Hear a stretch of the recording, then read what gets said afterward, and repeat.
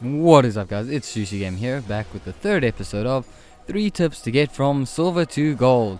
I'm trying to help you guys still in silver to get to gold before the end of the season. So I'm doing the series, and it has now been confirmed that I will be uploading an episode every Sunday. So if you want to stay tuned to that, you can subscribe. If not, let's just get on with the video, guys. The first 2 episodes are up there if you want to see them. If not, just wait a few seconds and we're going to start the video right about now. So the first thing I'm going to talk about this week is last hitting or farming. Now many of you think you know how to do this, but do you really? The first thing I'm going to talk about is how much gold each minion gives you. So we're going to go in ascending order from lowest to highest. The caster minion gives you 18 gold, the melee minion gives you 20 gold, and the siege minion or super minion gives you 40 gold. Now it may seem obvious which one you should try and last hit first, but many players disregard this fact and maybe go for the caster minion instead of the siege minion, for example. However, there's more to last hitting than just that. Obviously you want to take your AD amount into consideration before last hitting. So if you gain a level, your AD increases, which means you're going to be able to last hit minions easier. However, you have to keep in mind as the game goes on, the minions do get a bit stronger and they do reward you with more gold. So those are some things you have to keep in mind. Also, when you buy an item, your AD can increase, and then you have to recalculate how much damage you can do to each minion.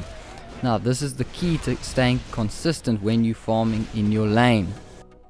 The second tip I'm going to give you this week is how to freeze a lane. Now this applies to top lane, bot lane, and of course mid lane, and this can save you from getting ganked or can help you push a tower. So for example, let's say you want to make sure you aren't going to get ganked by the enemy jungler. So that means you only want to last hit minions, because if you hit the minions more than once, they're slowly going to push in your favor towards the enemy's tower, which means you are more vulnerable to a gank unless you have wards up. However, say the enemy leaves his lane to go gank bot, then you want to be able to push the wave towards his tower so you can take it. Then you want to push the lane, hit the minions as much as possible, and even maybe use abilities on them to speed up the process. This all applies to freezing a lane or pushing it up if you really need to. The third and final tip is one you may think you know because of your common sense, but do you really? Now, did you know that the minion waves mirror each other? So for example, let's say you are blue side on the bottom.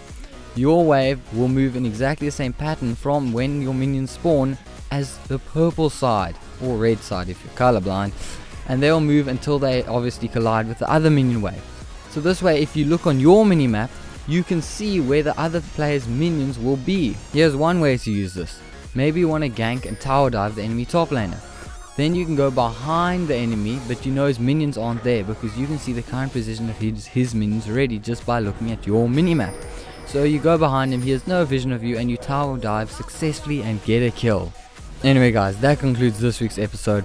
If you want to support the series, give this video a like. And if you want to stay tuned for next week's episode, that will be coming out on Sunday, consider subscribing to my channel. Anyway guys, I'm going to wrap up the video right there. Have fun playing League of Legends, and goodbye.